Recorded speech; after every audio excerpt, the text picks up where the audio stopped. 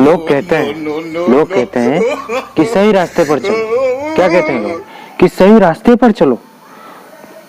वहां टच गलत में कहीं करा है? कोई वणे दे गलत रास्ते होने दे, कच्चा सड़क भी होने दे, मैं करा सही रास्ते पर चलो। लोग इस गाड़ा में गलत होने दे, मैं क्या करा सही रास्ते पर चलो। थारी माँ का था, थोड़ा ध्यान रखो दादा। कहते हैं कि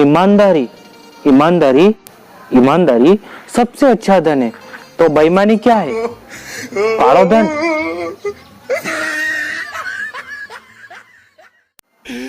अब यार दादा इनको झेलो यार, ये देख सुन लो, तुम जरा सुन लो, इनको झेलो थोड़ा।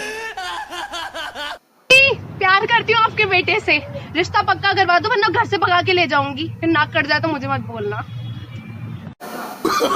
रिश्ता पक्का करा तो भगा के ले जाएंगे। काको जी को चल रहा भगा के ले जाएंगे। जब हाथ लगा देंगे किलो टापरा में सही जाओगे। भगा के ले जाएंगे। हम नानो बक रास्ता ली रहा